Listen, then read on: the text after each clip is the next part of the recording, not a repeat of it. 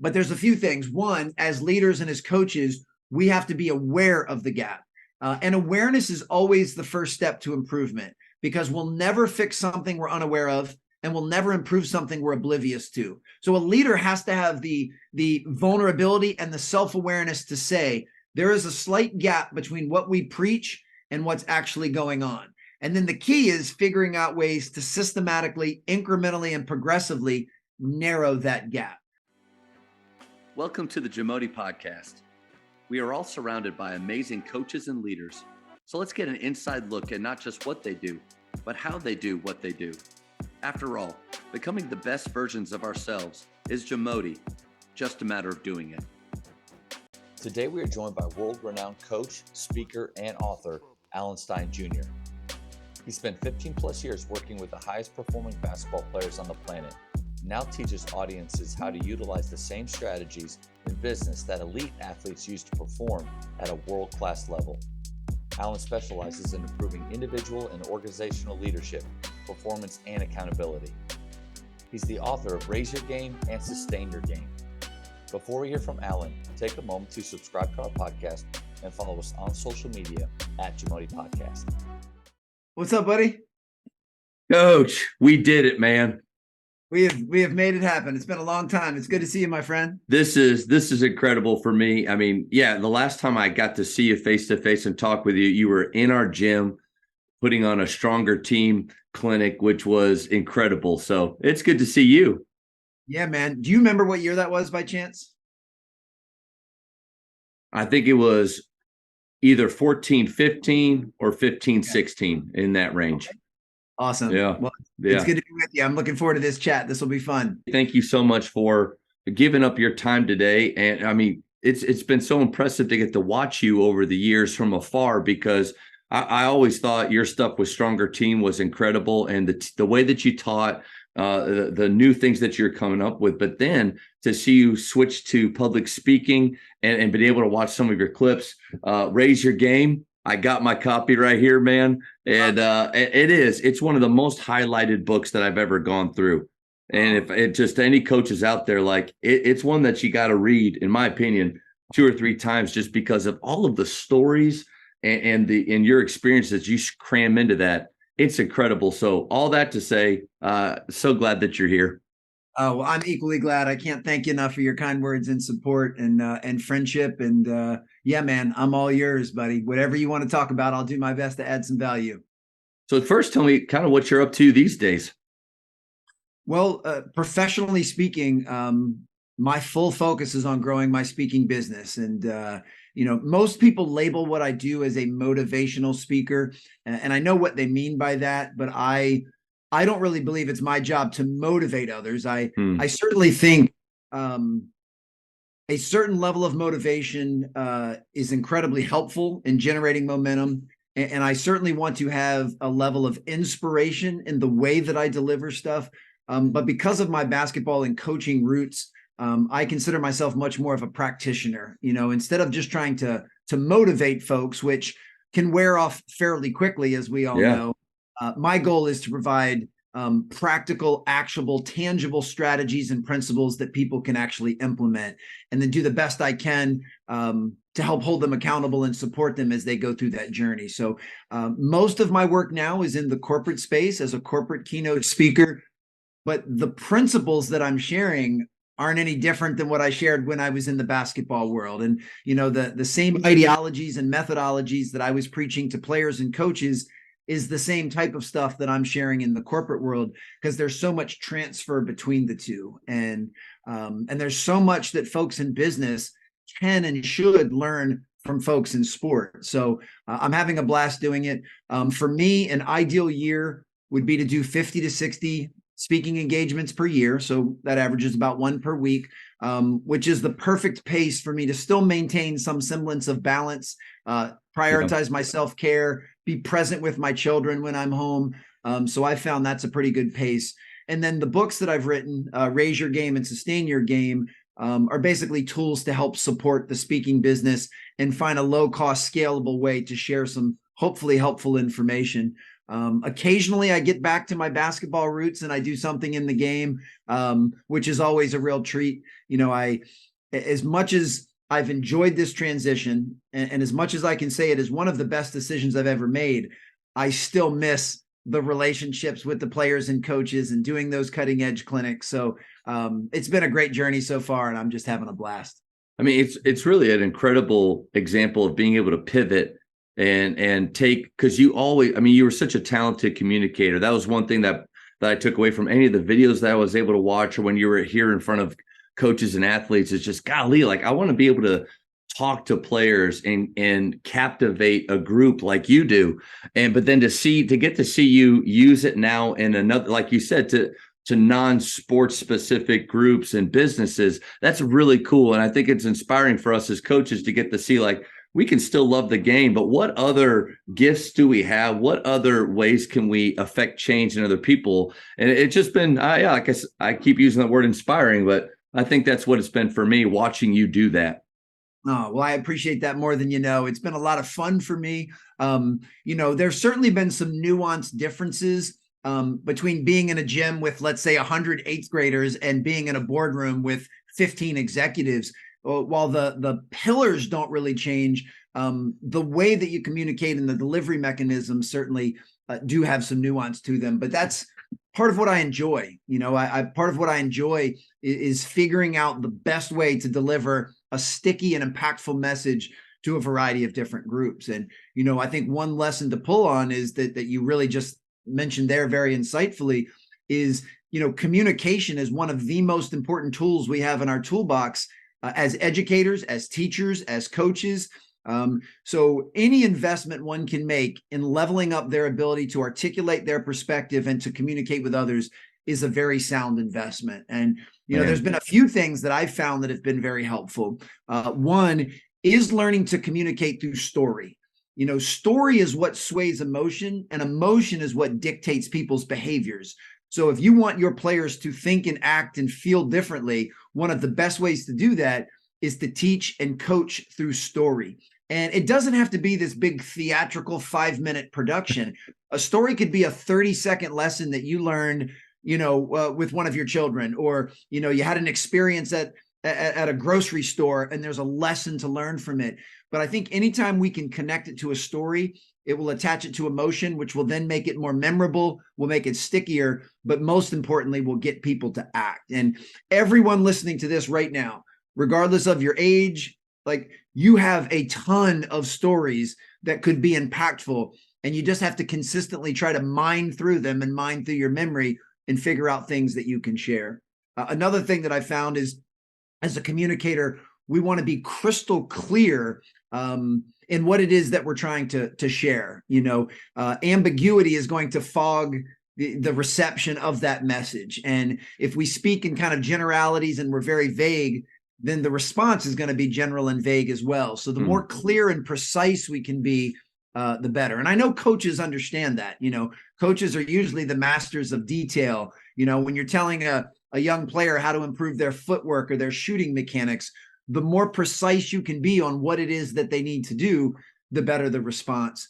And then in addition to being clear, and this is one, it's funny that I'm rambling on with this long message, but the other thing we need to do is we need to learn how to be concise. We need to learn how to trim the fat, only say what needs to be said so it doesn't get lost in the message. Clearly something I still need to be working on.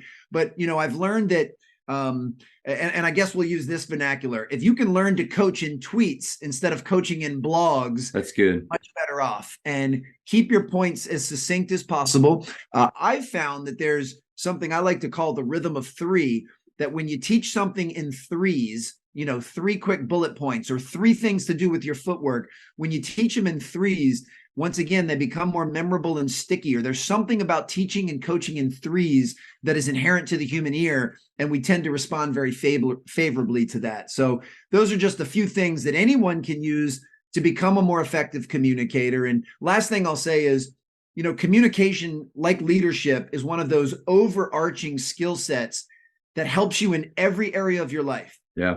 Being a better communicator will make you a better parent, will make you a better spouse, will make you a better teacher, will make you better at whatever your vocation is. So that's why any investment you can make in becoming a better communicator is a very sound investment. Man, so many golden nuggets right there. Not many players or students going to college are planning on or have a dream to be a speech communications major. But I want to tell any player or even a parent that listens to this, a coach that has a kid and their kids are undecided. I went to Baylor having no clue what I wanted to do besides playing basketball. In fact, when it was time to pick a major, I went to the seniors on the team and said, guys, what do you do? Like, what should I choose? And they said, oh, speech communications, no homework. It's the easiest one that you can do. And so I signed up for that. But you know what's funny is I had no clue at the time that I would end up being a teacher, being a coach, doing anything like this. But in my life, I can't think of something I've used more than the small group classes. Obviously, learning how to stand in front of somebody, control the words that you're saying, because those filler words, like those are hard to take out. And I'm going to do a ton of them today with our talk. But then also interviewing, like having to sit in front of somebody and give eye contact and sell to them all of that I learned in a major that I chose just because I had no clue what I wanted to do. But if they don't know what to do, or they're not sure with the direction they want, man, I can't think of a place to go where, like you said, it can impact your life in so many ways. Yeah, so true. I mean, the key is figuring out the handful of skill sets and mindsets that have the highest utility, because those are things that you can apply to anything you want to do in life. I mean, I went from being a basketball player to a basketball performance coach to now a corporate keynote speaker. And while I'm absolutely loving what I'm doing now, I can't predict the future. I don't know what it is that I'll choose to do 5, 10, 20 years from now. But whatever it is that I decide to pivot to, if I decide to pivot, I can promise you that these skill sets that I've been working relentlessly on during the unseen hours for most of my life, they'll be able to apply to any of these future areas. So that's why working on your self-awareness, working on your leadership, working on your ability to communicate, working on your ability to sell, whether it's selling a product or selling an idea, working on your ability to solve problems, working on your ability to embrace the process. If you can spend time in each of these different areas, whatever it is that you choose to do in your career or even in your personal life, you'll reap the benefits of that for sure. That's good. And you talked about that rule of 3. It's funny. I directed for PGC for about 5 years during the summer. And I thought I was getting into their program because I played, because I was a PGC grad in high school with Dick DeVenzio. And so I knew the culture already. Maybe my knowledge is why I thought I was getting hired on there. They took me through communication training. And they use those groups of 3. So I think, to your point, a challenge for us coaches is look at the systems and things that you want to put in place with your team and simplify, bring them down, and have sticky language that the players will remember. But like, take, for example, ball screens. That's what we're kind of, this time of the year, we're trying to implement and go through some things. You and I probably have 18 different ways that we can talk about, teach, remind, give little pointers about ball screens, but we need to get it down to 3. And it needs to be something simple and sticky and memorable that players will be able to actually do in time. And we can't confuse them. And I think you nailed it. So with your speaking, that rule of 3, I got to imagine that's huge. Oh, it is. And, this just reminds me of something I preach from stage and I preach on page. And that is complexity undermines execution. The more difficult we make things, the less likely they are to get done or to get executed on at a high level. So I want coaches to think about that as well. If you're taking so much pride in having a playbook that's this thick and you've got 72 different ways that you can guard or use a ball screen, there's a chance your players aren't going to do any of them, because there's that paralysis by analysis. So one thing I've learned is I've continually gotten older and gotten more life experience. I'm 47 years old now. Every successive year of my life, I've tried to simplify things. It's not about, I'm at a point in my life, it's not about adding, it's more about subtracting and taking away the things that aren't adding value, the things that are being unnecessarily too complex. So I live a simpler life today than I did 5 or 10 years ago. And yet I actually live a more fulfilled and more successful life today than I did 5 or 10 years ago. And it's not by accident. also that, and I'm sure I'll butcher it a little bit, but it's that Bruce Lee quote, about, he doesn't fear a man that can do 10,000 different kicks. He fears a man that can do one kick 10,000 times, Yeah. or something along those lines. It's the same concept. As my children are getting older and I do a little bit of stuff with them on the court, I have 13-year-old twin sons and 11-year-old daughter. And I keep explaining to them, you don't need to have every move on the And One mixtape tour. If you have a good in and out move and a good in out crossover, so you've got a move and you've got a counter, if you work on mastering that, there's very few high school players that will be able to guard you off the dribble. And same thing from a triple threat standpoint. If you can catch and shoot, or you can catch, pump fake, one dribble and shoot, those two moves, a move and a counter, can make you a pretty elite level player. So you don't need to have 1,000 moves in your arsenal. You need to have a handful of moves and counter moves that you do very, very well. And as you work towards mastery of those, I'm not saying that you can't add other layers and you can't add some more advanced techniques. That will all come in time, but only once you've mastered some of those basic fundamental moves. And, it's hard to get kids to buy into that because they're always watching the NBA, and you see somebody like Stephen Curry, who is a borderline magician with the ball and can do a million different things. But I'm sure when he started, he was only able to do one or two things really, really well. And then he starts to build from that. And I think we as coaches hurt players in that, because not only we know that they need to be good at a few things, like really good at a few things, and have answers to problems like you talked about. But then how often, like, I didn't want to throw skill trainers under the bus, because there's some really good ones out there. But as high school coaches, we need to be their skill trainers too, because we see them every day. But if I give them a skeleton, like let's just say a triangle drill, but I'm adding 3 to 5 different moves and reads and things they can do, I'm adding to the confusion or to the belief that they need to have 18 things prepared, when you're right on the money. The game is so fast. Life is so fast. You need to be able to see a problem and have 1 to 2 solutions to that problem. But I find that sometimes we're the problem. Yeah, it's what do they say? The game is overcoached and undertaught. And there's some truth to that. And once again, I have so much respect and reverence and compassion for coaches in particular. I mean, teachers as well. But, coaches, especially at the youth and high school level, we can all acknowledge are not doing it for the money. They're doing it for the love of the game. They're doing it because they love the game. They're doing it because they love pouring into young people. They do it, for a variety of reasons, all of which are incredibly altruistic and noble. And I say that, many of the ones that are doing way too much coaching and making it way too complex, I know that they're trying to do it for the right reasons. Their intentions are golden, but as with most things in our lives, and myself included, we can get in our own way. And I had a friend tell me when I first started getting into this line of work, and I was doing a lot of writing. His advice for me, he said, "Alan, let's say you're writing a blog post.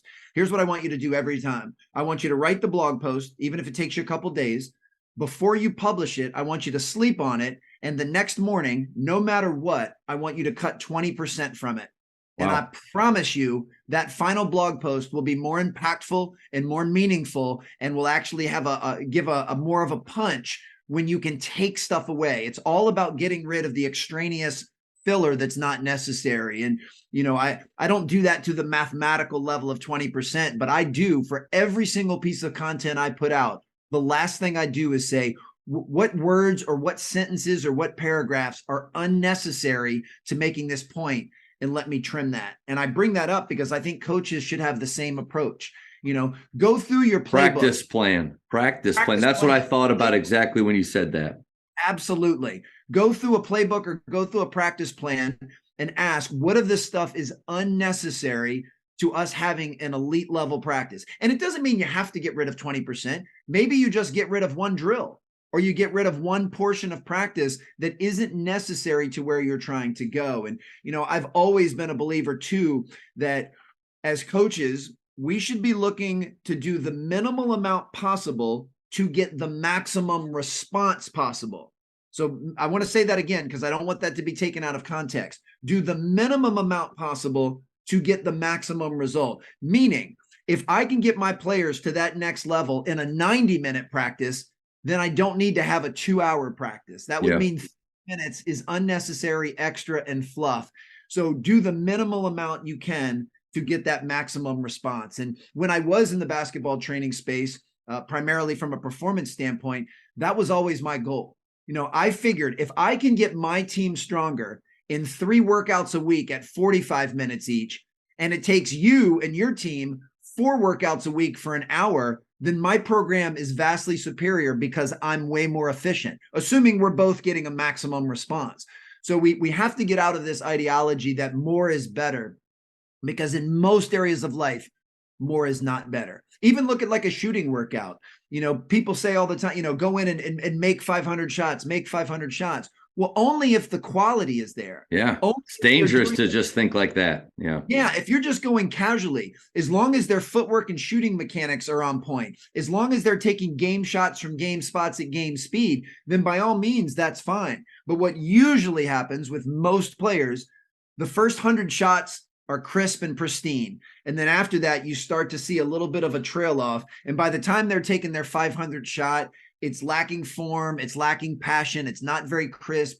And as Drew Hanlon, one of my all-time favorites, would say, when you do that, all you're doing is you're getting good at bad shooting. Yeah. Like you are emphasizing the wrong thing. So once again, if you have the strength and the focus and the level of discipline to make 500 shots with great form and technique, by all means, keep doing it. But my point is, if you only have the discipline and focus to do it for 200 shots, then that's all you should be doing until you can increase your work capacity. Coaches, the Jamodi podcast is powered by Shoot 360.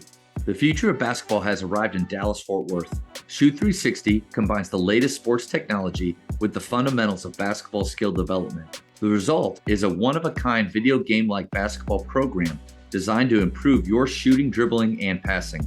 Visit shoot360dfw.com to learn more and register for your free 1-hour workout evaluation. Shoot 360, the future of basketball is here. Early on in our talk, you said you brought up motivation, and I've been kind of keeping it back here. I wanted to circle back around to it. I've talked with athletes about this before, and so you're getting to talk to all different types of people now in different worlds. So, can you motivate someone that is unmotivated, or do they need to want to be motivated to be motivated? And because I see a lot of players that, in my opinion, don't want to be motivated. They don't want to be pushed. They don't want to be told the truth. They don't want to be, that doesn't mean that because they don't want to, as coaches, we just, well, I'm not going to coach them. No, it's still our job is to try to reach them. But can you motivate the unmotivated and for it to be real and stick, and like not just watch a Rocky clip and then in the moment what are your thoughts? Well, I'm so glad you went in this direction, because this is a fascinating topic. And I find motivation is interesting. I look at it kind of the difference between, say, running a 100-yard dash and running a marathon. When you're running a 100-yard dash, I mean, you have to go all out. I mean, you are going as hard as you possibly can because the duration is very short. But when you're running a marathon, unless you're a world-class marathoner who's still running. You're still running and doing races at 47, which is incredible to me. It is fun, but I'm far from world class. But for me, if I'm going to run a marathon distance, there has to be some pacing involved. Like I can't go all out or I won't be able to complete it. And I look at motivation in a similar way. As a tool for coaches, we can and should use motivation and inspiration for short duration, high intensity. Like, I need you to die for this loose ball right now. We can use that, but it's very short lived. It's not sustainable. And if you need to give a Rocky level rah-rah speech before every practice, every workout, every film session, and every game, it's just not sustainable. What you need to be able to implement is some level of discipline. Your players need to have the discipline to do what's right in the long term. As far as motivation, I personally believe everyone is motivated, but they're just motivated by different things. And as coaches, we have to figure out what that thing is. Yeah. My guess is if you're coaching at kind of an elite level, renowned high school, you probably have pretty motivated players that are motivated with the goal of playing in college. So that might be the case. Well, what if you work in a different area where your kids, there's some places where football is the primary sport, basketball is kind of secondary. The players play basketball because it's fun and they enjoy it, but it's not their real love. But you have to motivate those players differently than you're motivating a player who wants to get a college scholarship. You may have some kids that play basketball because they like the notoriety it brings them. They like being the big man on campus and walking around school. Like, you just have to figure out what motivates someone. You also have some players that, their motivation is their fear of failure. Then you have others, their motivation is their desire to succeed. So as coaches, and this is one of the nice parts about basketball, is it's a relatively smaller team. I mean, it's usually 12 to 15 players, a few assistants, a few managers. Like, it's a manageable group. There's no reason that as a head coach, you don't get to intimately and personally know every single player on your team and learn what makes them tick, learn what drives them, learn what excites them, learn how they like to be coached, learn how they like to be shown appreciation, learn how they like to be held accountable, because it's not the same for everyone. And one of the biggest mistakes coaches make is they treat everyone the same. They treat everyone equally. And pulling a page out of John Wooden's book, you don't treat every player equally. You treat every player fairly, and you treat every player with love and respect, but you don't treat them equally. If you have a sophomore on your team that needs more of your time and needs more of your encouragement, then you give them more of your time and more of your encouragement. You want to customize it for each player. And I think motivation is the same thing. The way I would motivate you as a player might be differently than the way I would motivate one of your teammates. I might be able to light you up and get in your face and raise my voice a little bit to get the best out of you, whereas one of your teammates might feel more motivated if I just put my arm around them and have a quiet chat after practice. So I think as coaches, we have to figure out when and how to use motivation, but keeping in mind that generally speaking, it's fairly short term. Man, well said. The word that came up in my mind when you were talking was relationship. It's based on relationship, and how many coaches are just throwing pearls out there that aren't connecting at all because they really don't know deep down what is motivating them. My first year at Naaman Forest High School, I worked for a guy named Jeff Clarkson, who's at Prestonwood Christian, which around here most coaches would know. Julius Randle played there, so it's like it's a big time school. But at Naaman Forest, my first year, I'm like 25 years old. I thought that every high school player wanted to play in college. And so when they weren't performing the right way, I would dangle that, like, guys, that's not going to work at the next level. I've been there. Like, that's not going to work. I used to say, not going to work in college. When you get there, finally, the senior looked at me and said, Coach, I don't want to play in college. And I was floored. Like, what? Like, why are you doing this then? Like, what are you here? You got to know what's their goals. What are they actually? Maybe they just want to have fun and be with their teammates and represent the school and compete. And there's nothing wrong with that. But if you don't know that because there's no relationship, then you're holding them to standards that are unrealistic and that they don't even want to meet. So what the great nuggets from you there, man. Well, no, I love that you shared that. And it reminds me that sometimes I think we misuse the definition of motivation. We tend to think that it is, a scene from Rocky, or I'm going to play that clip from Braveheart, or I'm going to blast some Guns N' Roses or something like that. And that can have a motivational element to it. But generally speaking, things that motivate most human beings to some level, number one is progress and improvement. You show someone that they are actually getting better, and that the work they've been putting in and the sacrifices they've been making is leading to their improvement, and that absolutely will help stir and foster motivation. Another is a sense of contribution. Like, if you feel like you are adding something to the greater good of the team, even if you're a role player. That's why one of the hardest people to motivate is the quote unquote 15th man, because it's easy for them to get disconnected and feel like they're not making a contribution. We as coaches know that they are. We know that their presence in the locker room and in the weight room and their contributions in practice, how hard they cheer during games, like, we know how important that stuff is. But it's easy for a young person to not feel that way. So we have to let them know your contribution matters, that when you come to practice every day and you push the starters, you are making us better by default. And I know that you'd rather get more game minutes, and I know you'd like to see your name, on the headlines in the paper. But right now, your role is to add value in those ways. And, letting people know that they are making improvement, letting people know they are making a contribution are two ways to keep people bought in, believing in, and highly motivated. And like you said before, that's not a one-time thing. Like that's not one speech to that player. That's not one hyped up talk that you really matter, because that'll rise and fall. It'll go away with the next morning they wake up. And as players are selective with what they hear, but then also I feel like we need to repeat those things again and again and again. That's the same way with building confidence. When you were talking before about how motivation or talking with your team, those moments, it's not a sprint, it's a marathon. And I think what allows them to continue to work hard, like you mentioned discipline, but I also thought of culture. I mean, your culture allows your players to continue to move forward in those moments when you're not rah, when you're not showing the clip. It's just how we live and show up every day. So in your opinion, how does culture drive performance?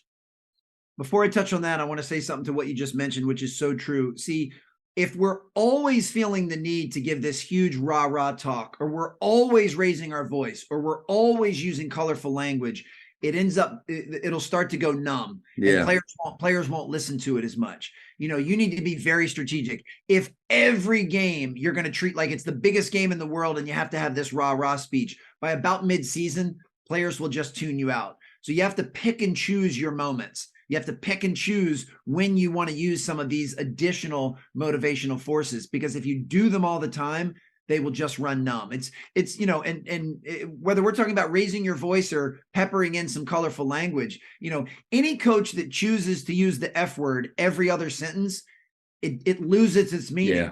And this is not a PSA to get coaches to use bad language. So use your F words wisely, guys. Yeah, or whatever is appropriate to you. Right. Use your Braveheart motivational speech sparingly. Raise your voice sparingly. You can only break so many clipboards before. Okay, all right, here we go again. Yes, then it just becomes a song and dance. To the real question that you ask about culture, for me, culture really is how well aligned your behaviors and your beliefs are, and the overall experience that everyone in your program has. If you are preaching that these are our core values, this is the way, these are our standards of excellence, this is the way we behave here, then how well your team does those things on a regular basis is the definition of how high performing your culture is. If there's a massive disconnect between what you preach and what you believe and what everyone on the team does, then you have a low performing culture. And to me, that's what it is. It starts with getting crystal clear on what we consider important, on what is winning to us. And I'm not talking about the scoreboard, the way that we carry ourselves, the way that we behave in the classroom, in the community, and on the court. These are our core values. These are the things that we as the coaching staff will do our very best to model every single day. And we have a very high standard of expectation that you all will do the same. And how well we all do that determines our culture. And I'm a believer that culture is the foundation to which the rest of the house is built. You can have talented players and you can have brilliant X's and O's and a great strategy, but if you have a low performing culture, you're going to put a very low ceiling on what that team can achieve. Conversely, you can have mediocre talent, and yet you have an incredible culture built on open communication, safety, inclusivity. Yeah, players play their tails off. They have great attitudes, and you can absolutely out-index and outperform your talent on paper. And the teams that we see do this, you can raise your game, level, coach. You can raise your game.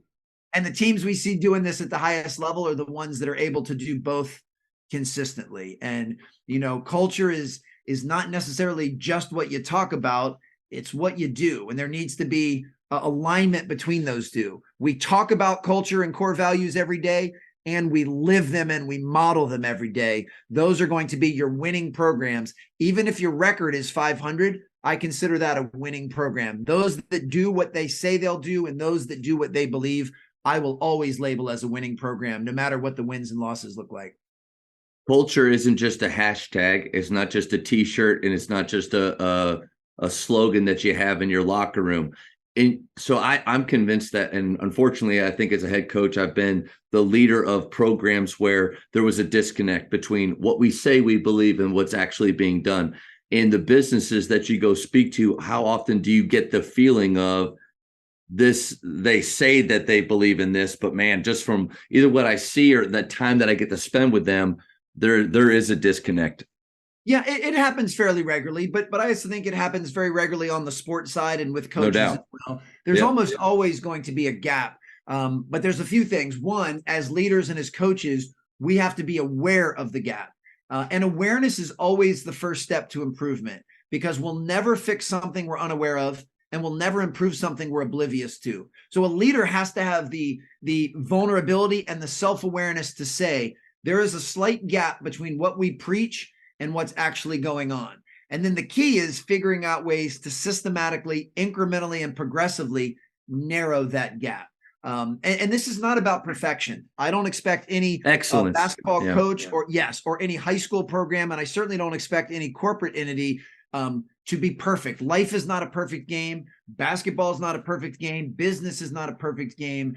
But it's a matter of, can we be aware of our opportunities for growth? Can we be aware of certain areas where we're not quite living up to the standard that we say? And then can we care enough about each other to hold each other accountable to raising that level and getting as close to that as we can? But I'm a big believer in being more inspired by progress instead of getting stifled by perfection.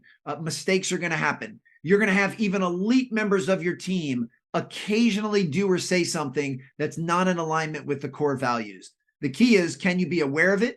Can you care enough about them to hold them accountable? Can you make them aware of it? And can you see improvement moving forward? And that's why I especially think at the high school level, when kids make mistakes, which will be all of the time, and they're going to make some boneheaded decisions on and off the court, are we using that as an opportunity for growth and an opportunity to teach a lesson instead of just kind of, casting them away? A player takes 3 bad shots and you just bench them for the rest of the game. Yeah. Well, that might not be the way to actually teach them. Are they even aware that that's not a good shot?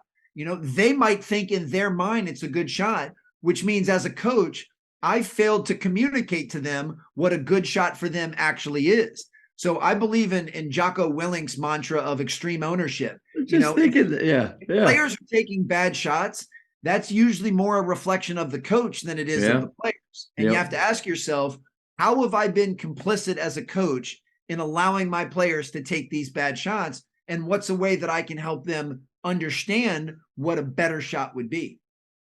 Coach, so a question I think I need a little bit of help with is, so awareness. You're right. TJ Rosine said that self-awareness is a superpower. And so, 10 years at Faith and doing my very, very best to be intentional with like zooming out in those moments and not be and recognizing teachable moments, taking them, setting a culture, but trying to live it as well. So many times I think we learned that maybe there's a disconnect in our culture when something negative happens, and that's good. Like, obviously don't be blind to a disconnect or an issue that comes up in your program. But I guess maybe the idea is there is no perfect, like your point, I got to maybe give myself a pass. There's no perfect culture. There's no perfect environment. We're all human beings that are flawed and things are going to come up. But how do you see maybe a disconnect in your culture, in your program, maybe with parents, maybe with players, and try to fix that problem before the issue hits? Like, I don't know. I had some things happen this season that, Coach, full transparency, I just didn't see it coming. Like, I thought we were all moving along and not like head in the sand kind of thinking. But then, man, something happened that, we're not on the same page. How do you be so self-aware that you can see some of the things happen or coming before they happen? So basically, we're all looking at the same thing, but we're looking at it from a variety of different perspectives. And one way that we heighten self-awareness is to try to get as many different perspectives as we can. So keep in mind, as a head coach of a basketball team, through no fault of your own, you're only going to see the world through your own eyes and your own lens. You're seeing it from the position on the org chart as the CEO or the head coach of the team. Well, you better believe that your third assistant sees the world a little differently than you do. You better believe your starting point guard sees the world differently than you do. Your 15th man sees the world differently than you do. Your athletic director, your principal, all of these people see the same thing slightly differently. And part of being aware is intentionally soliciting their perspective and their point of view. Because whatever it was that you were referencing that you said happened this past season, there's a chance somebody else in the program kind of saw that coming, but you didn't. And this doesn't mean that anyone was trying to hide anything from you. It's just a matter of whether we create a culture of openness where people feel safe to share their perspective, even if it's going to go against or rub against what it is that you believe. And I think we can be very proactive in that. You know, when I was at DeMatha and I worked for Mike Jones, who's one of the best high school coaches I've ever had a chance to meet, one of the best leaders I've ever met, he would do an exercise before every game that would basically be as follows. All right, we've scouted this team that we're going to play on Friday. We've looked at their personnel. We've looked at their tendencies. We know what sets they run. We've had 2 really good days of practice where we're not only focusing on what we do well, but we're paying attention to the things that they may throw at us. And then the very last thing he would do was he would ask the other assistant coaches, I think we're in a good position to be successful tomorrow. I feel very confident. But let's just say I have a crystal ball and it says that we actually lose tomorrow. What is the number one reason that you think we would lose if we were to lose tomorrow? And one of the coaches might say, you know, they're a little bit bigger than us and we didn't box out. We got beat on the boards. Or another one would say, you know, we didn't effectively make the extra pass when they were trapping in their half-court trapping defense. You know, they would each say something that they think could be the reason that we would lose. And then Coach Jones would say, perfect. In our last practice and shoot around, we're going to address each of those things. Because if we lose tomorrow, it is not going to be for a reason that we've already established could be a reason that we'll lose. It's going to have to be something that surprises us. So he would be very proactive in asking what could undermine our ability to win the game. And let's address those things now. So if we lose tomorrow, it's not going to be because we didn't box out, and it's not going to be because we didn't make the extra pass out of a trap. It's going to be for something that we really didn't see coming. And there's a lot of ways that we can kind of apply that mindset to a lot of different areas of our life. No, that's a great activity, and definitely one that I'm going to borrow. One coach said never to call it stealing. We're borrowing from each other, but I definitely borrow that. How much? So I believe in an open door policy, especially, I mean, with players, but I tell my parents that too. They don't always take advantage of that, which maybe that's a self-awareness thing. Like, I'm saying it, but do they really believe that they can come in and be heard, and that I'll welcome that? That's something to think about. But is there too much? Is there too much access? Too much, openness? I don't know. I think that's up for each coach to decide. But keep in mind too, we hear this all the time, and I've said this to folks in the business world.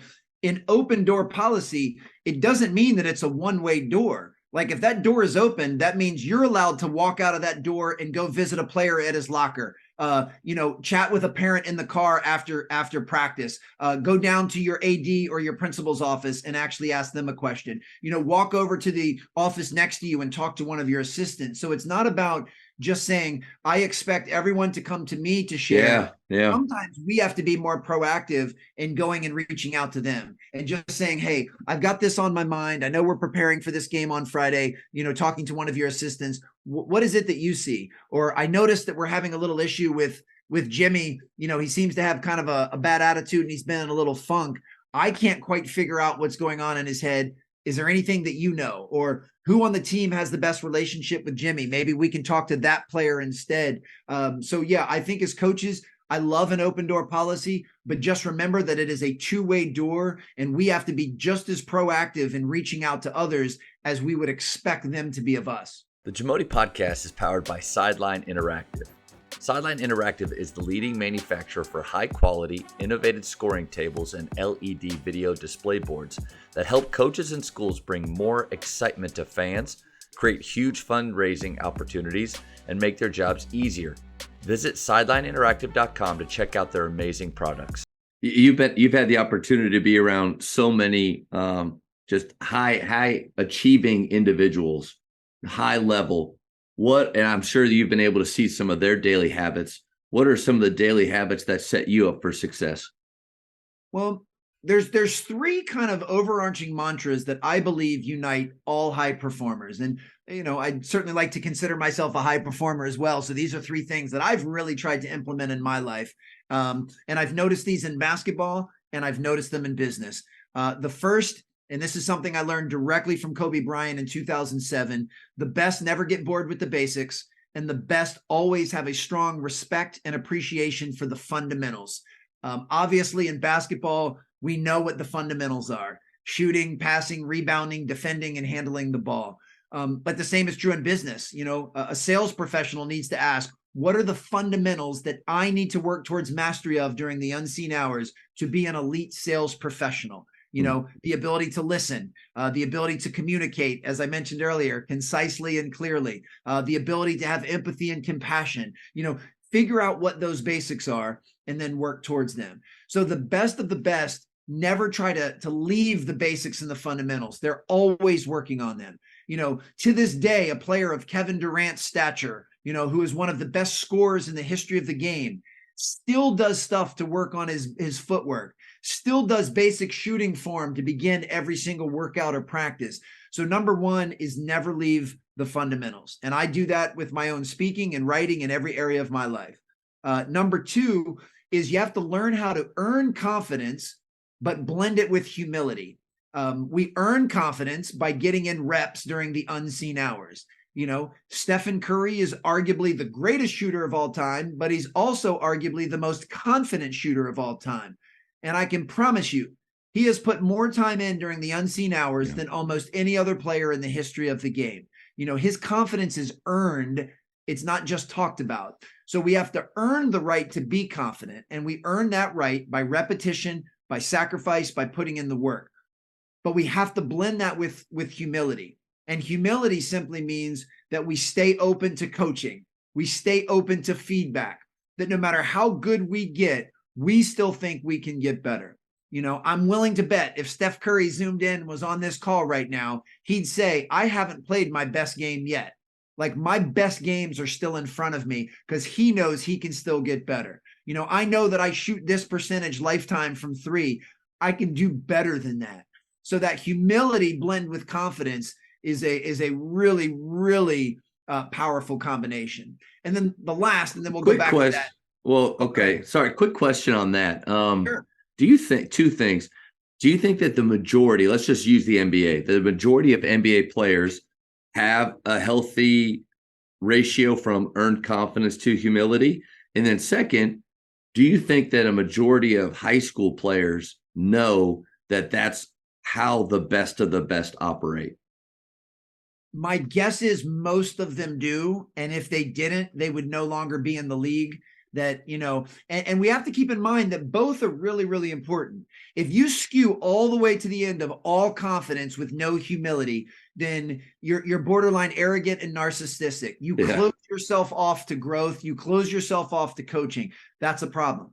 However, we've all met players that are all humility and no confidence. They're timid. They're meek. They're scared to shoot the ball. Well, we don't want that either. We want to find a healthy balance. And I think at different times, it will move on that continuum. You better believe if there's 3 seconds left in the game and we're down one and I'm drawing up a play, an inbounds play, I want the player that we're designing that play for, I want them to skew heavily confident in that moment. I don't need them to be so humble that they're like, well, I'm not going to shoot it. I'm going to pass it to. No, we need you to step in and take this shot because you've put in the work to deserve to make this game winner. So I think there's a sliding continuum there. And, keep in mind that some of the best players, were overwhelmingly confident on the court, a Kobe Bryant, a Michael Jordan, but it doesn't mean that they lacked humility in the greater sense of they would still, like Michael Jordan was still always listening to Phil Jackson, as was Kobe Bryant.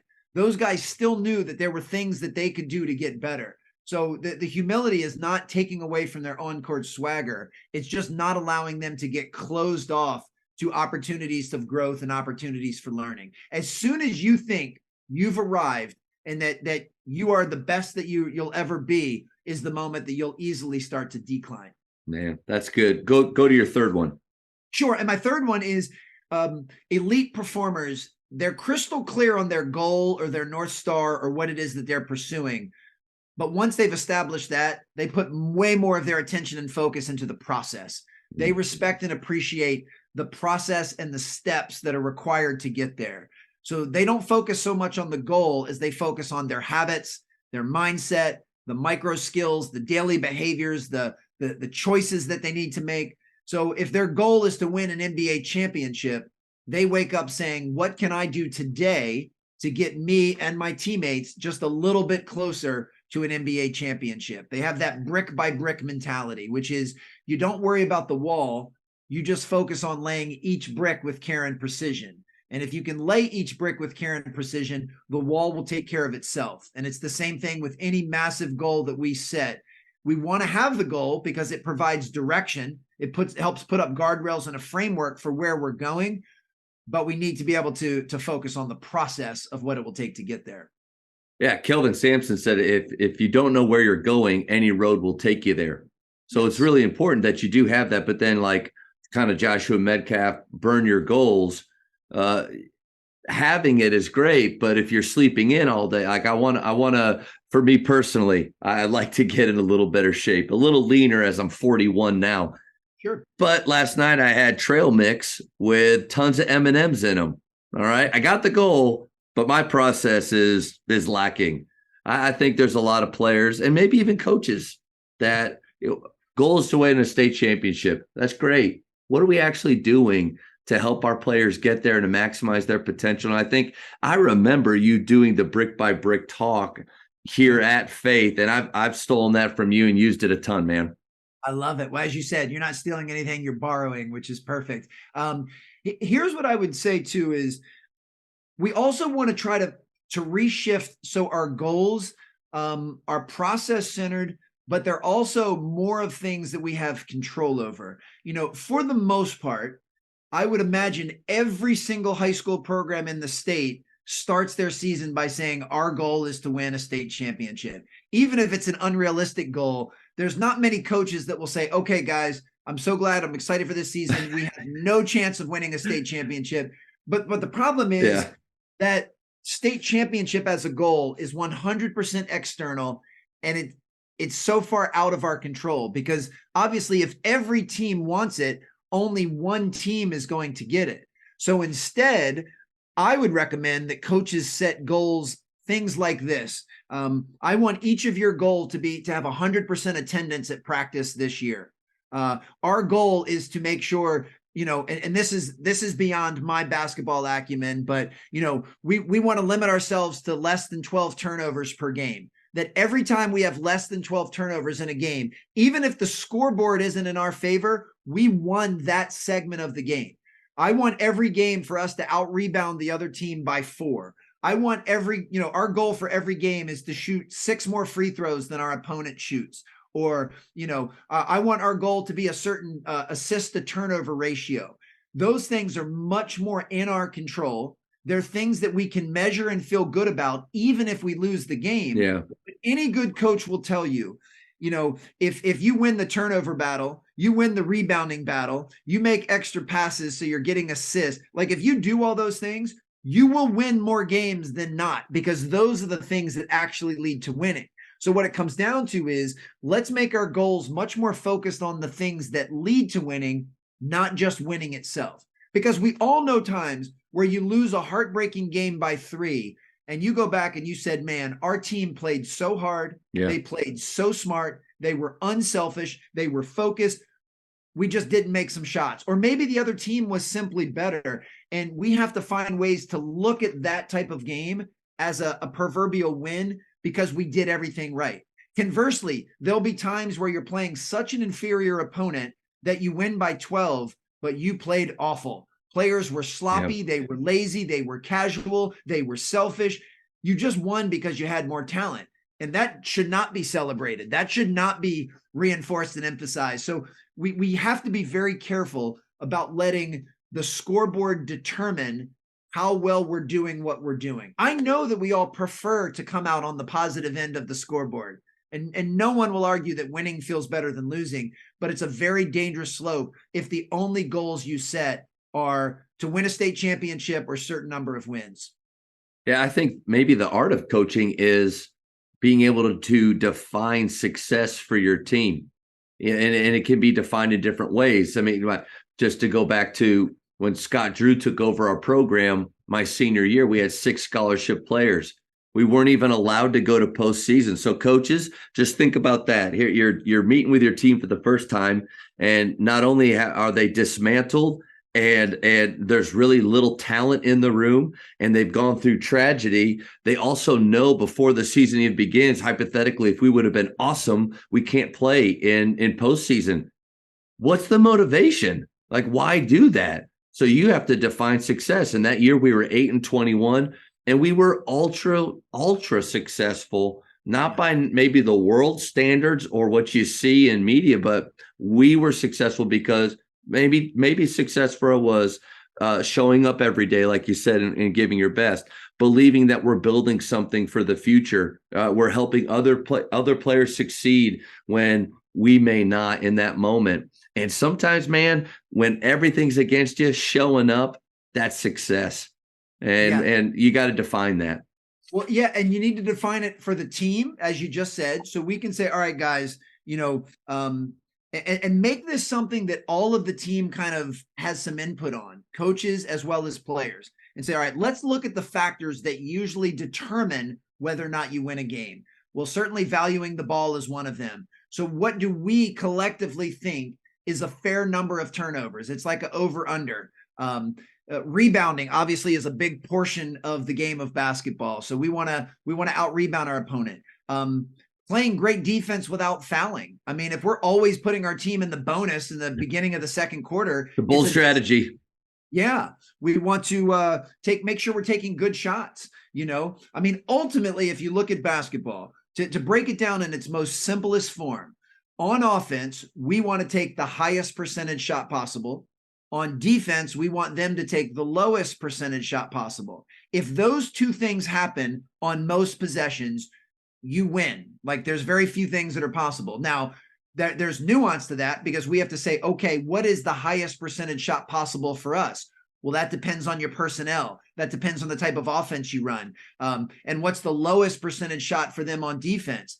Are we giving up points in transition? Are we playing Olay defense where we let people drive straight to the basket? Are we not rotating and letting people get wide open threes? So there's a lot of nuance to that, but ultimately that's a determining factor. So from a team standpoint, I think a coach should have some of these markers of what we consider winning in each of that. Then you need to do it on an individual level, because what winning looks like for your starting point guard is going to be different than your 15th man. But you need to be able to sit down with your 15th man and say, here's what I need from you to give us the best chance to be successful. I need you to attend every single practice. I need you to be high energy and kind of a coach on the floor. I need you to push the starters. I need, and come up with what you need from each player so they know their exact role. And then you hold every player accountable and your team accountable. And you praise the things that they're doing well, because that which gets praised gets repeated. And you coach them up on the things that they're not doing well. And you let them know, guys, we set our over-under on turnovers at 12. We had 21 turnovers tonight. We lost by 6. That is not a coincidence. We didn't do the little things that lead to winning, and therefore we didn't win. So I think creating those types of goals is way more important. But you will see a correlation between how well you do those things and what the winning and losing looks like from a record standpoint. I think guys like you, because I didn't even know about, what's the other book? Sustain Your Game is the book that followed up Raise Your Game. So okay. There's a book called Sustain Your Game that's about managing stress, avoiding stagnation, and beating burnout. So it's kind of the sequential next step to raise your game. So you got to pick that up. I'm sure you'll enjoy it. Hope so. I'm going to go on Amazon right after this because I don't know how I missed it. But no, loved Raise Your Game. And then obviously with your speaking and wanting to continue to grow in your craft, what's one thing that you've borrowed lately from another leader, someone else that you've learned? Boy, I mean, it's so much. I've been Not a believer. one thing, several things. There you go. So as coaches, as speakers, as parents, as teachers, fill in the blank. Most of what we judge our performance on is our output, the things that we're putting out into the world. But what we put out in the world is directly dictated by our inputs, by what we're consuming. So if you ever are feeling stagnant in what you're putting out in the world, the first thing you need to do is jumpstart your inputs, which means start reading, watching, and listening to new or different things or higher level things. And I consume, so much material on a very regular basis. I do it because I love to learn and I love to grow. I do it because this is also my craft, and I want to make sure that whatever I'm sharing on stage or I'm sharing on page is the highest level information that I'm aware of at present.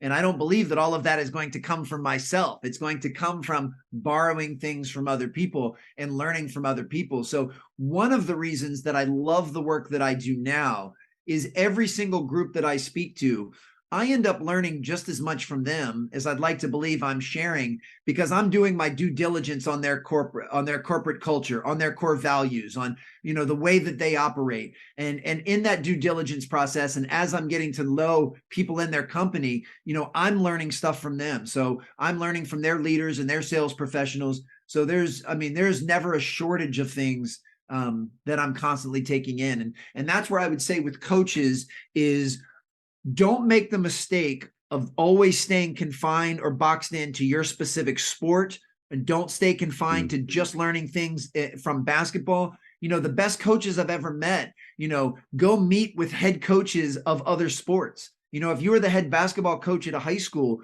when's the last time you've had coffee with the soccer coach or the wrestling coach or the volleyball coach or the softball coach, and ask them the same questions? Yeah. You don't have to ask them about the nuances of their sport, but ask, how do they get the best out of their leaders? What are their core values? How do they deal with tough situations? All of the things that you and I have been chatting about, there's no shortage of people that you can ask. And yes, you can ask other fellow basketball coaches and your colleagues and comrades in other schools, but there's a wealth of information at your school. And then that's just confining to your school or to coaches. If you have a science teacher that's been teaching young people for 30 years, they're probably a very gifted communicator. Go ask them questions on how they teach science to kids that probably don't want to learn science. Like, talk about motivation. Teachers are absolutely brilliant when it comes to planning, when it comes to holding people accountable, when it comes to communicating. So just in any typical high school, you easily have a dozen to 24 people that if you make time to meet with once or twice a month, you'll learn so much. That's convicting. Yeah. When you said, how often have you met? When I just thought, well, I've been here 10 years and never have. so thanks for that, man. Yeah, no worries. But no, it's good. And I had a coach ask me one time on here, because I've been, a couple of years, I never dreamt of being a podcast or having a podcast. And I want to ask you this, because you have the Raise Your Game show, where not only are you out there listening to other people, but you're having these conversations. But this coach asked me, he's like, man, there's so much good stuff. Like, how do you listen to it all? You can't use everything. So my question to you is, like, how do you filter it? Because I had a coach in another high school that I talked with yesterday, and he was going through his culture, and I'm like, golly, that's good stuff. But I feel like everybody has good stuff that they've shared and gotten from other people. So what's your filter like?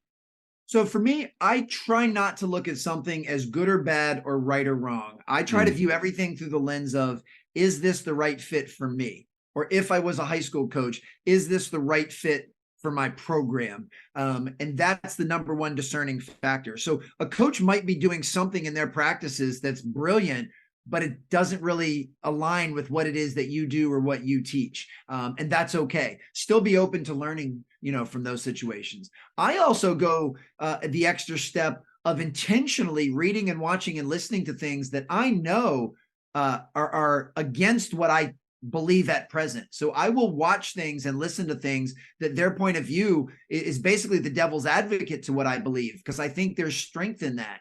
And one, it can open me up to something I was not aware of. It can expose a blind spot that might actually help me grow, or it'll allow me to kind of double down on my own convictions and have even stronger belief in what it is that I'm teaching or coaching or sharing. So I also don't think we should limit ourselves. It's easy to get caught in that filter bubble and only follow people on social media, or only read or watch or listen to things that basically agree with our point of view. Yeah. And there's going to be limited growth in that. So, I think it's a great way to continue to expand. And yes, it'll make you uncomfortable. And depending on your personality, it might rev you up a little bit because you're listening to someone and you're like, man, I don't agree with anything they're saying.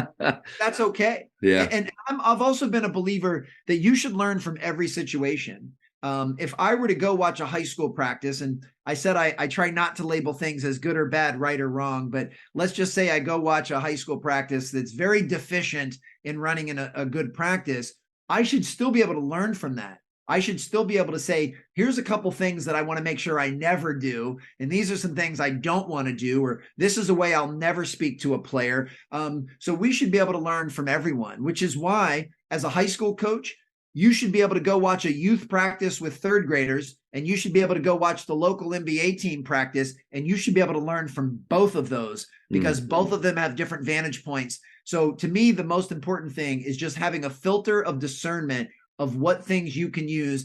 And also keep in mind, there's some things that you might not be able to use at present, but you should still keep some notes and file away for the future, because you may not choose to be a high school varsity basketball coach for your whole career. At some point, you might choose to be a college assistant, and some of the things that you learned that weren't applicable as a high school head coach might be applicable as a college assistant. So I'm always taking voracious notes and writing stuff down. I've got the stuff I can use now, but then I've got stuff waiting in the wings that I may not be able to use until the future.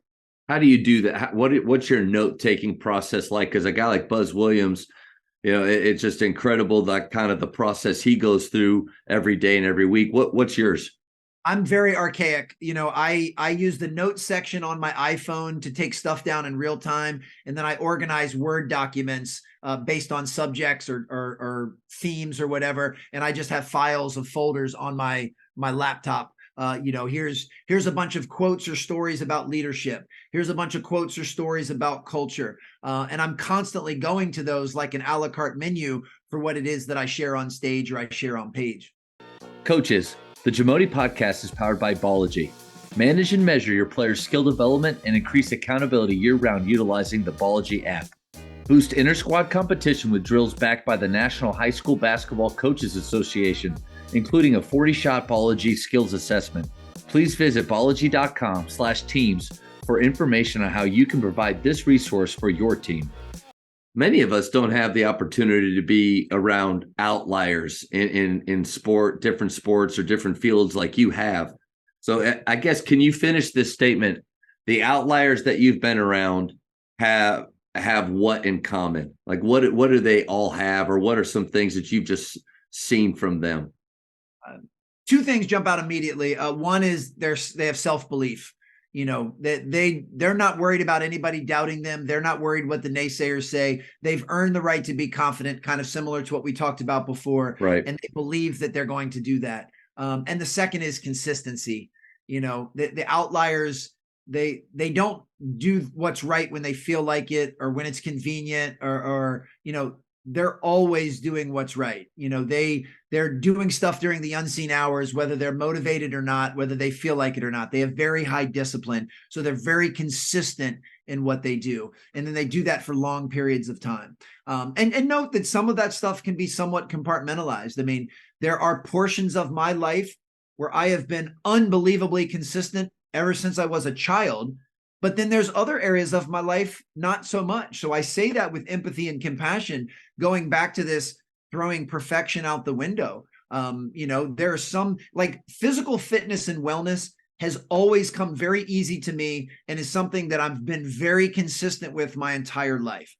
But then there have been some times where in my financial life, I've not made good decisions. I've been very inconsistent with the fundamentals, and I've dug myself a few financial holes in the past. So here I am, the same person, and I do consider myself a relatively disciplined person. But one area of my life, it's really easy. And another area of my life, I've struggled in the past, and I have to be much more conscious. So I say that so that, to put a big red bow tie on all of this is that everyone listening, the best thing you can do is give yourself some grace and some space and some self-compassion, and be kind to yourself that you are going to make mistakes. You're going to say and do some boneheaded things. There are going to be some areas of your life where you're killing it and some areas of your life where you're struggling. And sometimes they may even switch places.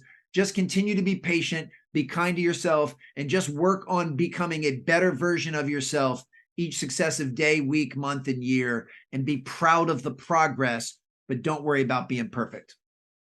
There's a quote that we use in PGC quite a bit. It's how you do anything is how you do everything. Love it. I've used it and it makes sense. But to me, it also kind of what you just said. Is that really true? Like, is it possible? Is it maybe we strive for that? Because like the excellence that you say you have in those areas of your life, I'm the same way. There's areas of my life where my wife will tell you, doing the dishes, man, I don't approach that the same way that I approach working with my players or with my relationship with her. So I guess, do you find that there's a flaw in that quote, or is it still good and it's just something to aspire to? First of all, I don't think anyone is perfect across the board, but I do believe that the goal for all of us should be that how we do anything is how we do everything, which means you're leaving a little bit on the table if you don't approach every area of your life with the same level of excellence that you approach the things that mean the most. And this is something we all struggle with. You're certainly not alone. And I don't know that anyone that approaches doing the dishes with the same fervor that they would approach, let's get after it. Let's go. Yeah. Oh, man. That doesn't happen, but the attention should be there. But most importantly, it's the acknowledgement that trying to do the best we're capable of in every area is how you achieve excellence in all areas. That as soon as you think you can pick and choose, as soon as an athlete thinks, I can be really good on the court, but I don't have to care in the classroom, that may be true as far as where they're trying to go, but it means they're not going to maximize their own potential because they're sandbagging and undermining themselves in certain areas. And also keep in mind that quote doesn't say, I'm excellent in everything because I'm excellent in anything. It's still the ability to execute, Yep.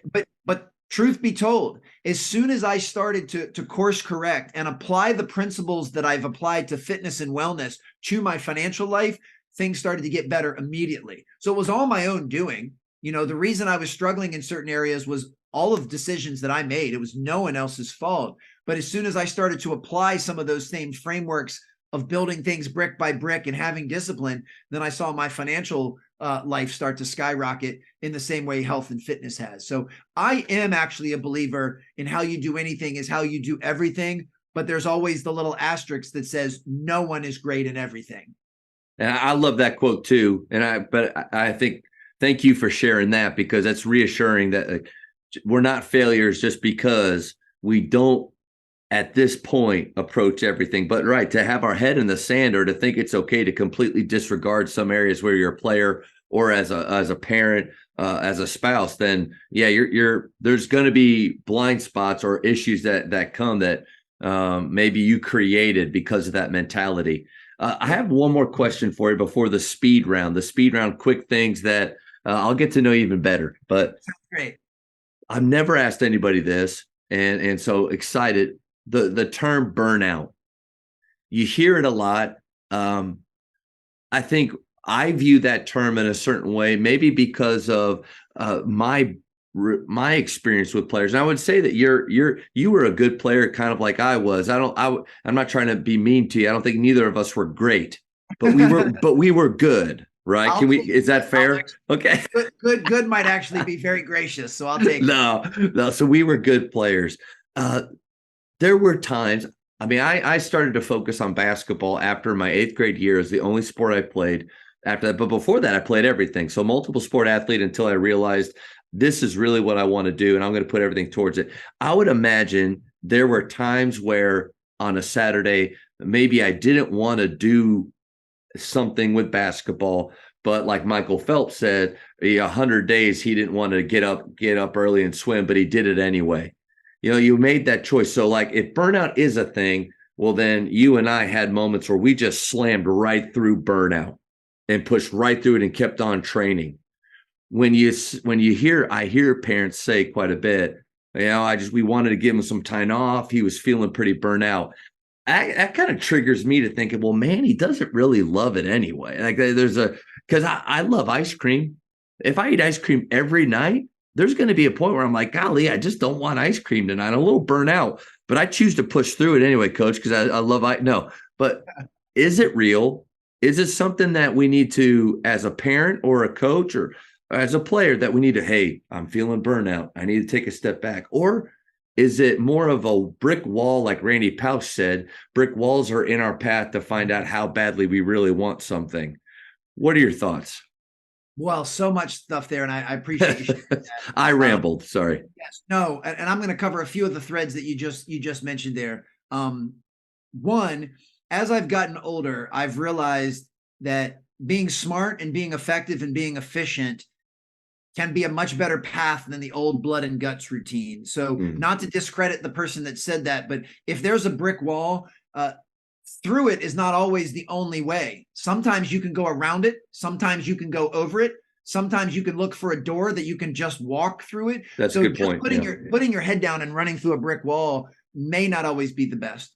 Second, burnout is absolutely real. I know it from my own firsthand experience, as I was burnt out significantly as a player, and then I started to experience burnout as a coach as well. And burnout is simply when the sacrifices and hours and commitment you've made is no longer in alignment with the joy and fulfillment or sense of contribution that you're getting from it. When those things start going in different directions, which is why if you're loving the game of basketball and you get tremendous fulfillment, you can spend hours in the gym and it can be all you think about and you're not getting burnt out because those things are in alignment.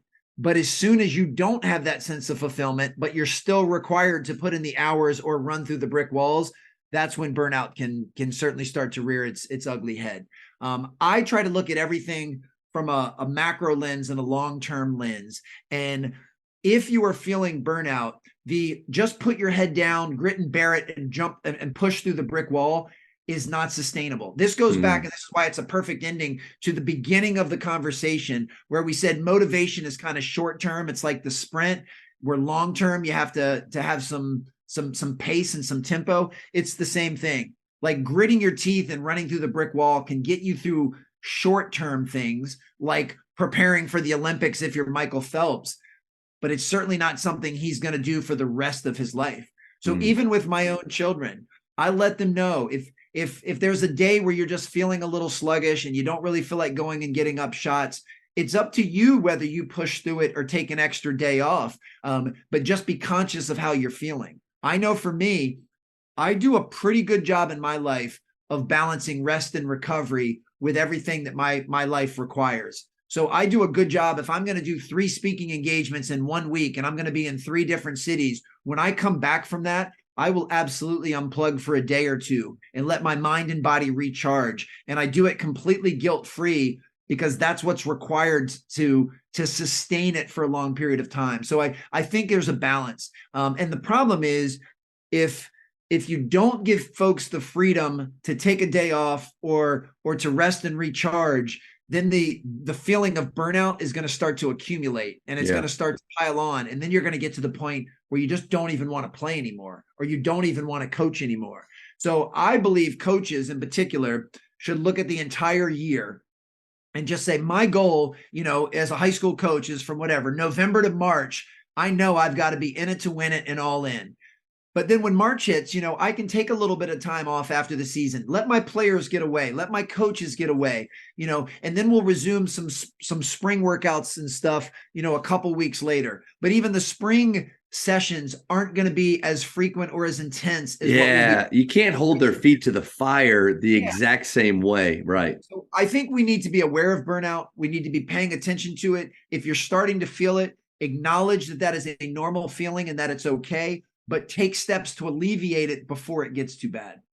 Man, good reminders there. And I think it is important that coaches, we remember it's okay if our players are feeling that, and that doesn't mean that they love your program less, or because you can't take it personally.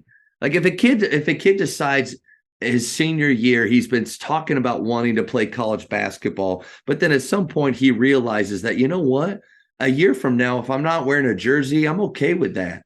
And I actually don't know if I want to continue to put in the time that I have put in to be as successful as I am. I think having understanding, and this is just from my personal experience of early on in my coaching career of almost wanting them not to make that choice. Like, I mean, maybe I don't want them to have regret. Like no parent, no coach wants somebody to have regret 5 to 10 years down, but also allowing them, to your point, Mano Watsa said it best. He's like, we have to give players the opportunity to make choices and not force them into a box or a mold that we think that they should be in. But man, great reminders there. And I appreciate you sharing that. My pleasure. Coach, the speed round. Let's do it. I know we haven't had a ton of interaction over the years, but because you're so active on social media and you do a great job too. I mean, this is just I don't know, something I'm thankful for. It's refreshing for me. Like you not only share great content about your craft and about coaching, but you also share about your personal life too. Because there's some people that I feel like all I know them as, this is through social media, is what they believe about basketball, what they believe about leadership. But I get to see things about your kids. Like so you use social media in a unique way. And for better or for worse, I just want to say thank you for that. Oh, well, I appreciate that. That's very kind. But with that being said, I'm really going to know you now after the speed round. Perfect. Quick questions. First thing pops in your head, favorite ice cream flavor? I'm not a huge ice cream guy, but anything chocolate peanut butter, if I'm going to do something sweet, is my favorite. Good call. What is your go-to?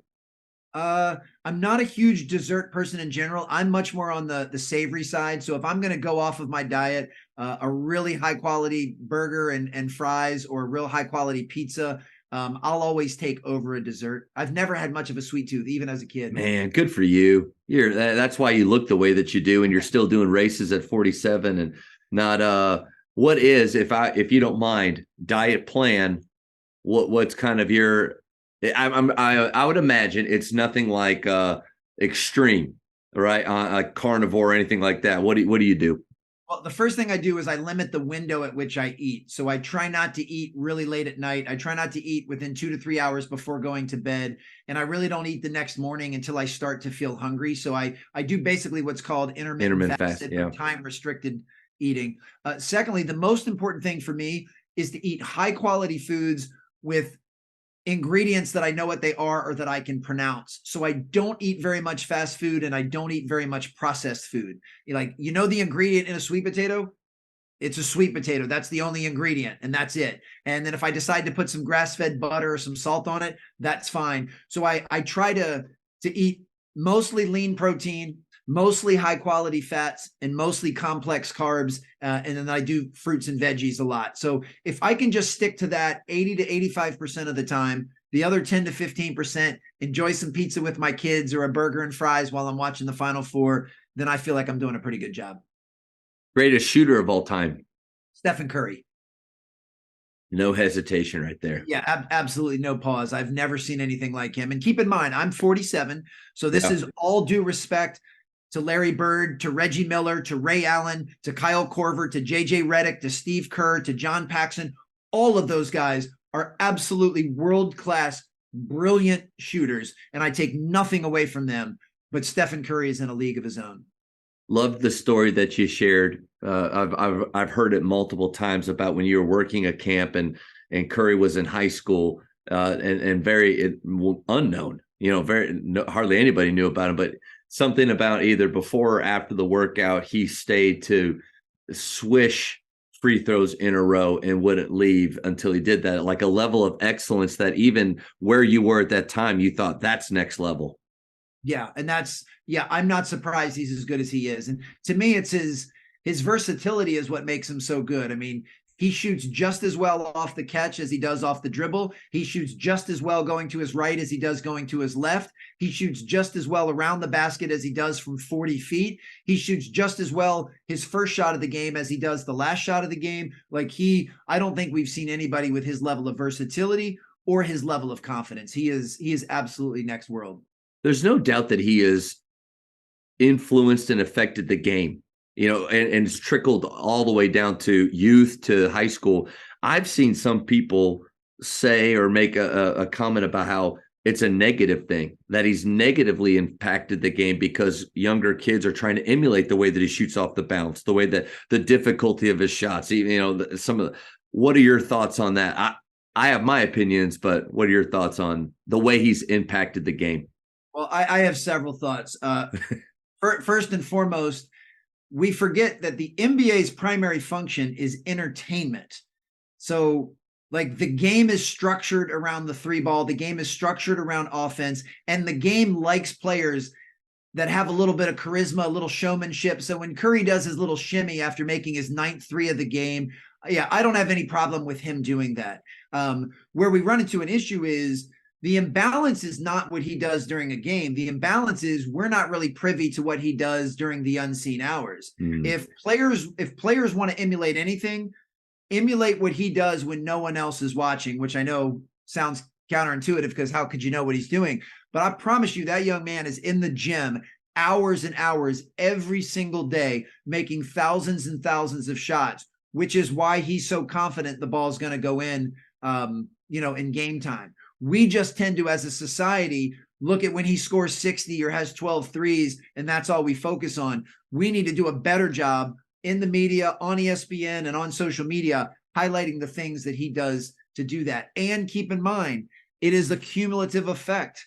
Yeah. Stephen Curry has been playing this game for most of his life now. So for a 12-year-old to try to emulate what a current adult Stephen Curry does is unfortunately naive and foolish. If anything, as a 12-year-old, emulate what Steph Curry did when he was 12 years old, and that will put you on a better path. So the reason I say all of that, trust me, my children love Stephen Curry and they love watching what he does, but it is my job as a parent to remind them of the things that I just shared with you instead of getting mad at them for trying to emulate their favorite players. But you better believe when I was growing up and I had a hoop in my driveway and I would watch Michael Jordan do something and I would go out and I would try to emulate what he was doing. Some of that is just the rite of passage. That's what kids do.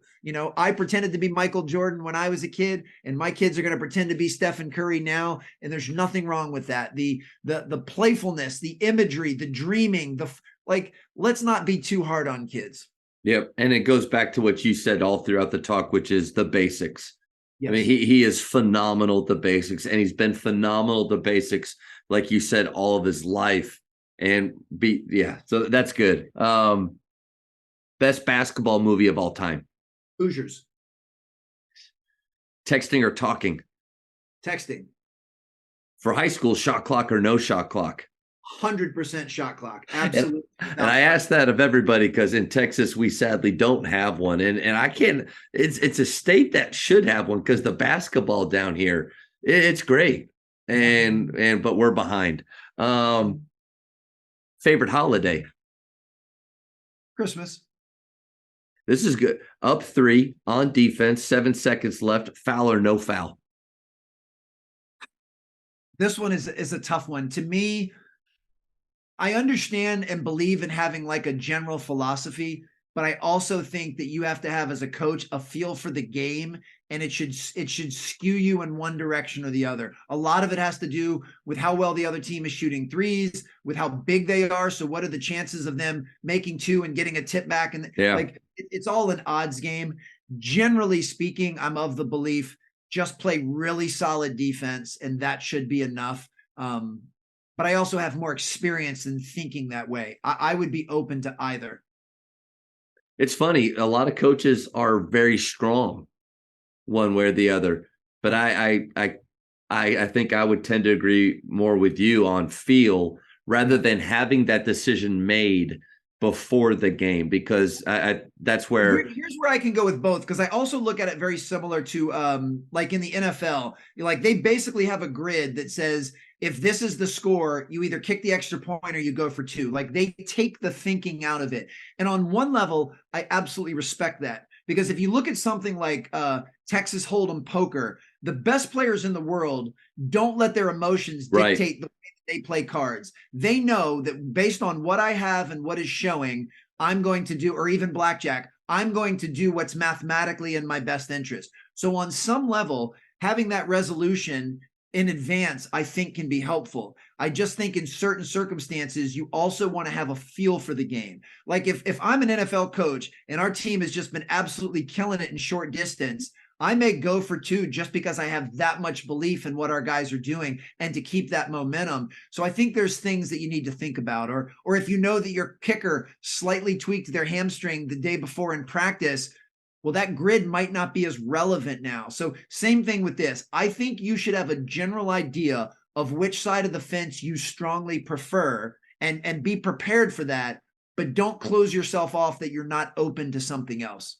And then have the confidence to stand by, or not confidence, but the toughness to stand by your decisions when you make one and it goes the wrong way, because everybody's going to cheer for you and talk about how brilliant you were with the adjustment that you made or the decision you made. But then the opposite is true. But that, man, if you want everybody to be happy with you 100% of the time, I don't know what profession you get into. I don't think there is one. And now there's along these lines, there is a danger in trying to get consensus all of the time, because that can lead you down a variety of paths.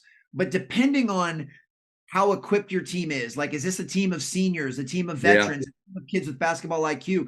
I would also ask my team during that timeout, like, guys, we're up 3 and there's only 20 seconds left. What would you feel more confident doing? Play tough defense and hope they don't make a 3? Or do you think we should strategically foul them and see what your team thinks? Because again, they're the ones that are going to have to do it. And sending your team out there, if all 5 of them think you should foul and you say, we're just going to play tough defense, now you're kind of at odds with your team. So this doesn't mean that every single decision as a coach, you go take a team vote, because you'll never get anywhere. But in certain circumstances, I believe in asking the guys that are on the court. I like that. Besides Raise Your Game and Sustain Your Game, what book would you give someone? Atomic Habits by James Clear. That's good. In basketball, who's the GOAT? Michael Jordan. Your favorite place to travel? Boy, I have so many. I love Southern California. I'm planning on taking a trip to Montana this summer because I've never been, and there's something about the serenity of that.